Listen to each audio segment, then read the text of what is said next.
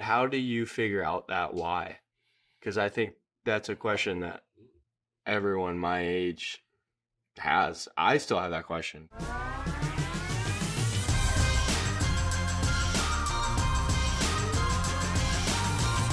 Hey, it's Harry And Carson, with the Pillars Podcast. real talk for real growth. Let's dive in.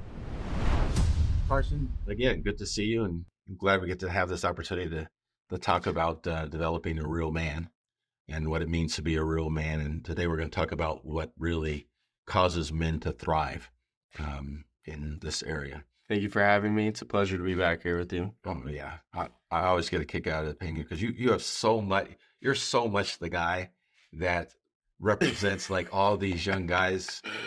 You're flattering me. Well, that's totally true.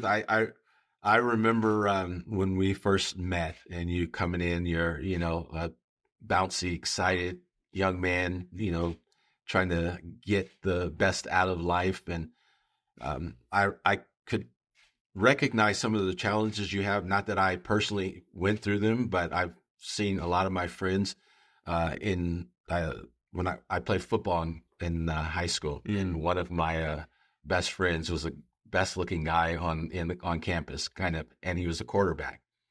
Oh, that's all like the picture struggles, perfect. yes, and all the struggles he went through because all the girls loved him, and he's so cute and everything like that. And I can imagine all the struggles you went through because all the girls think you're so cute. I've never struggled. But it's great to be able to talk to you in that regard, to know that you go through some real things that young men go through.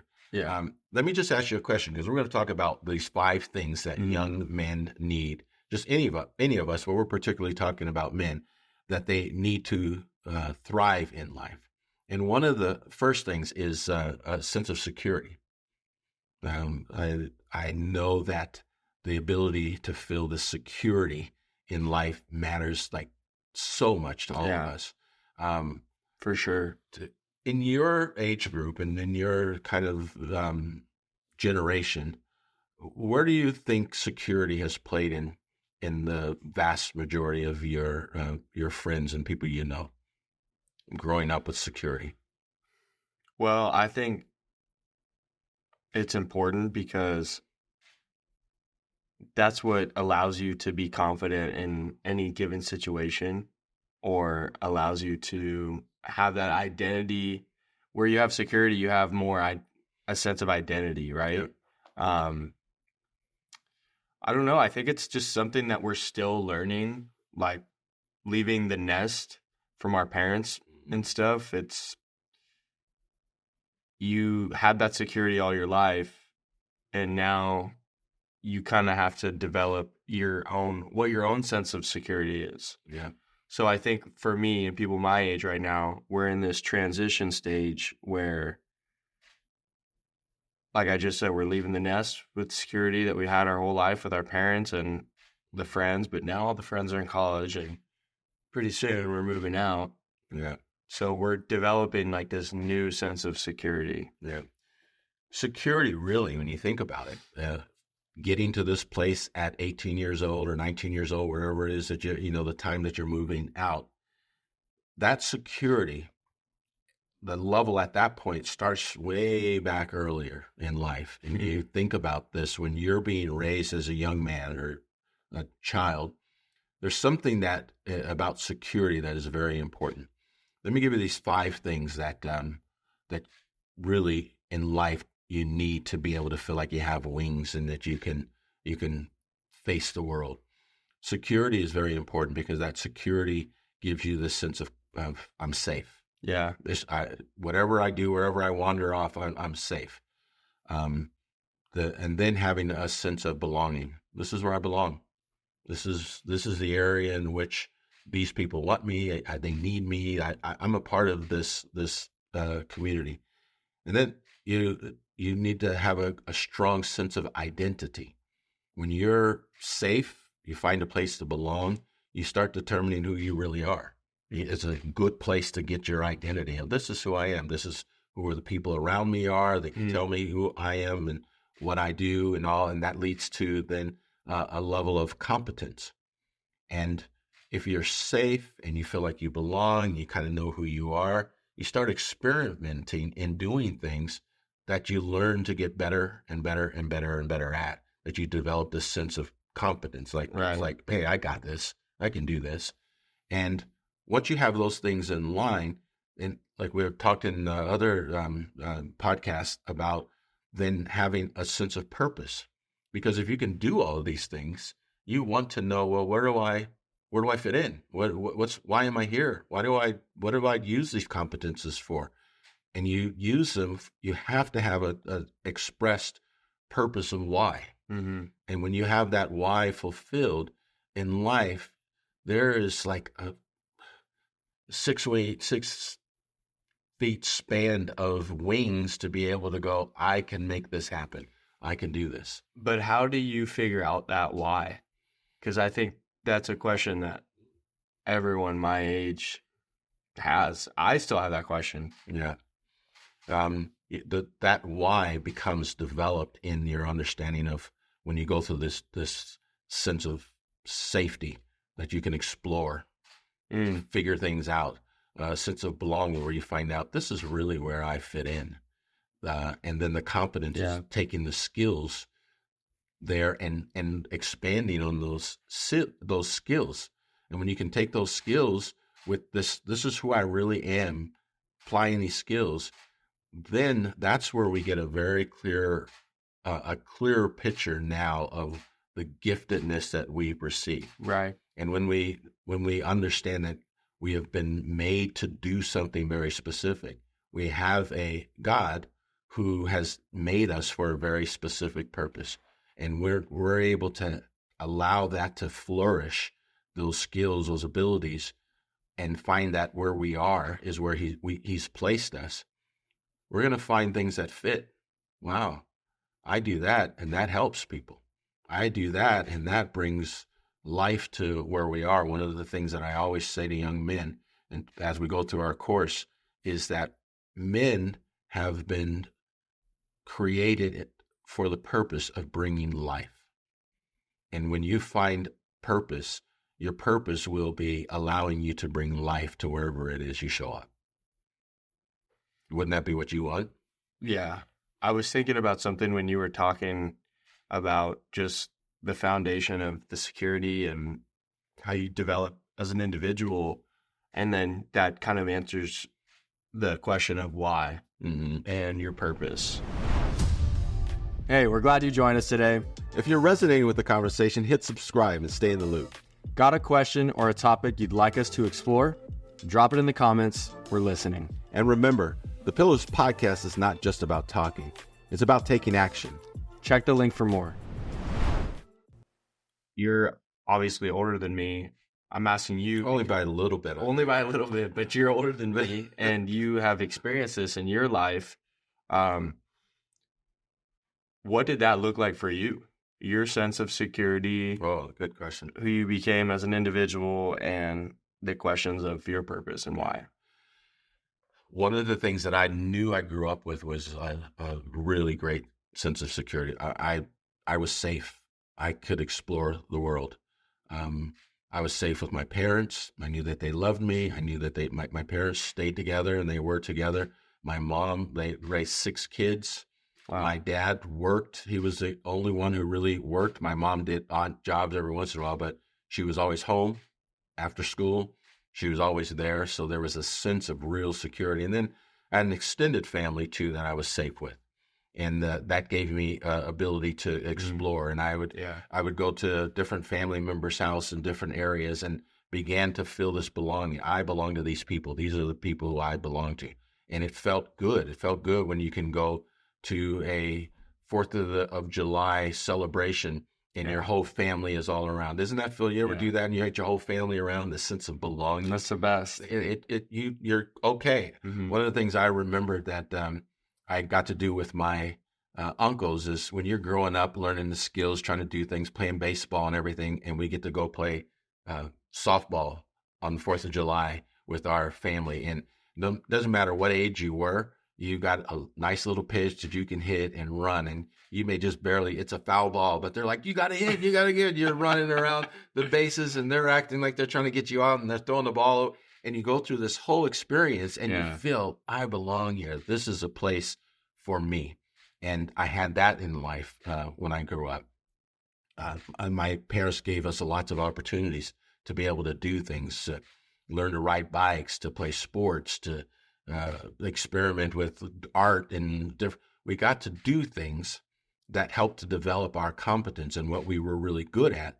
Then they really kind of encouraged that even more and more and more. Yeah. So when you do what you're good at, you get a sense of competence. You have this sense of, I'm okay. I'm good at this. And so that was a part of that.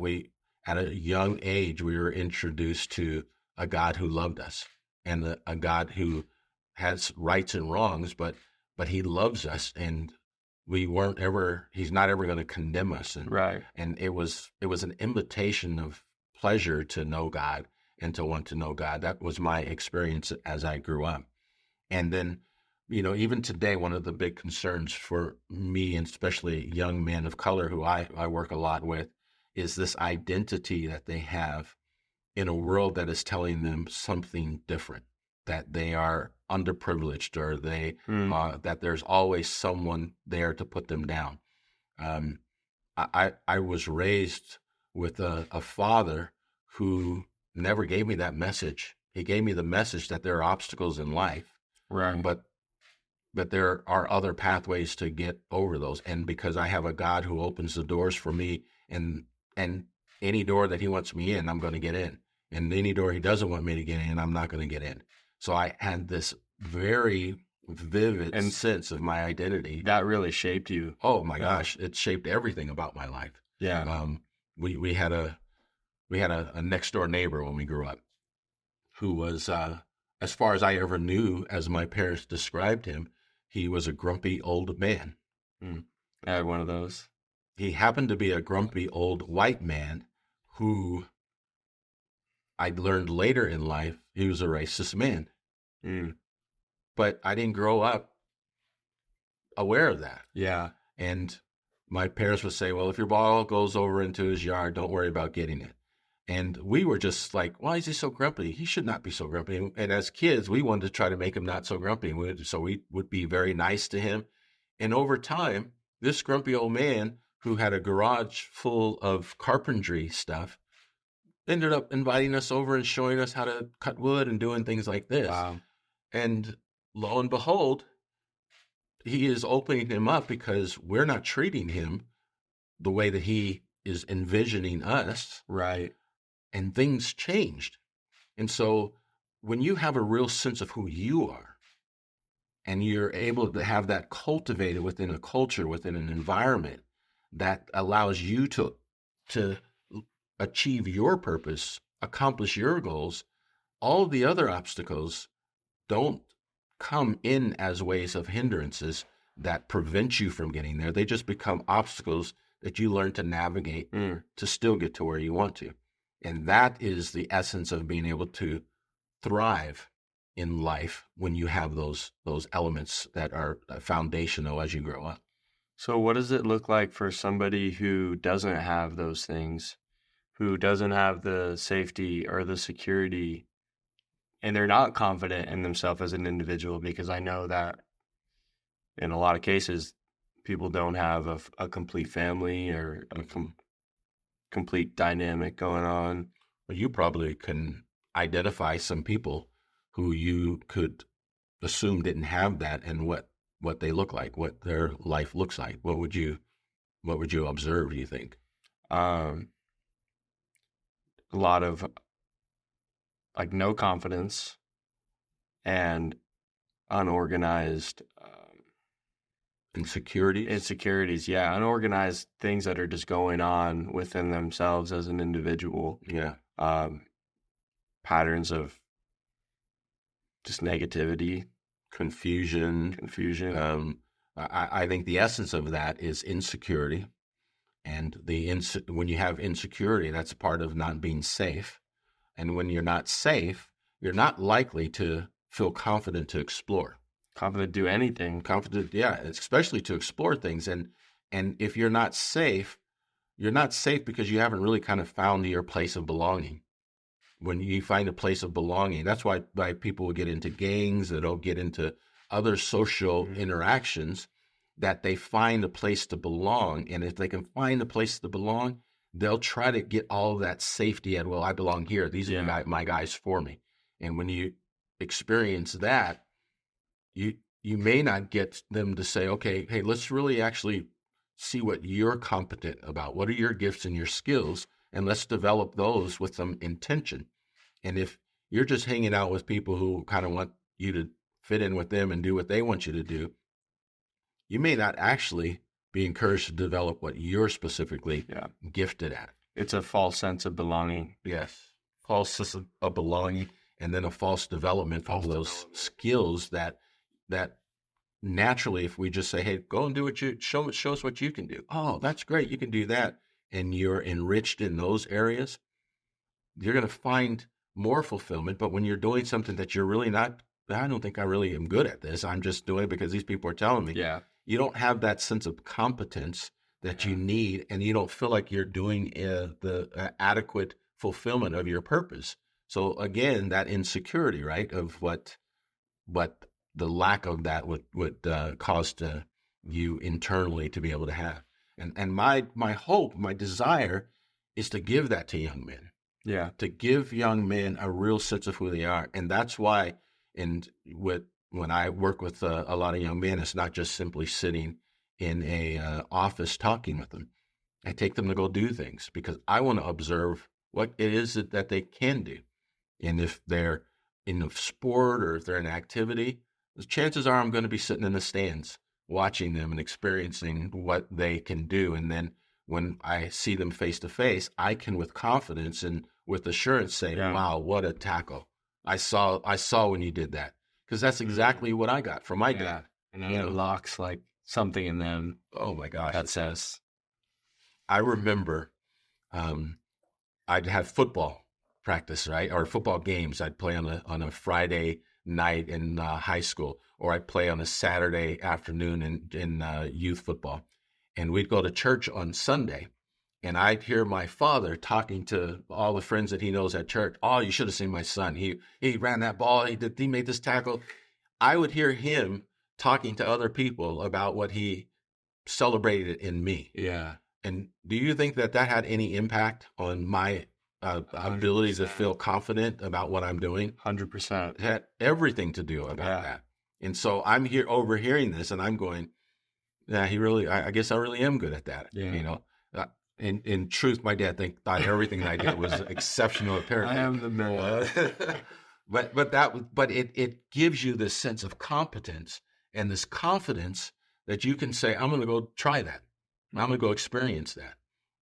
I remember one time, I got out of high school and I was working as a manager in a pizza restaurant. And, my dad was very, okay, he's a manager. He's just doing, good. He's making money. He's now contributing to this family. That's great. And then a missions trip opportunity came up through our church.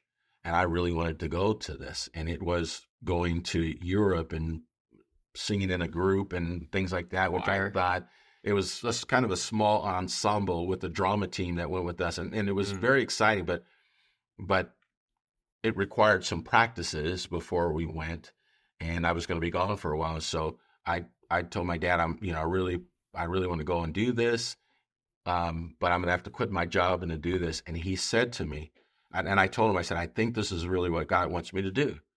And he said, I don't think that's God. I think that's a stupid idea. It crushed me. It crushed me.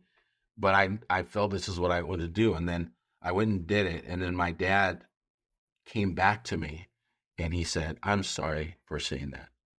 What I said to you was based upon, we were financially struggling and he just wanted to make sure that I provided, I was helping out. Yeah. And he acknowledged that. He had told me that. And that was so reassuring to me. We're not always going to get it right. Parents aren't always going to get it right.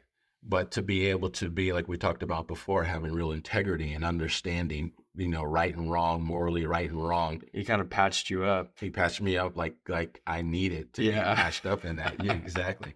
I love that phrase. So we get the opportunity as leaders, as mentors, to be able to, because I deal with the kids who haven't been patched up.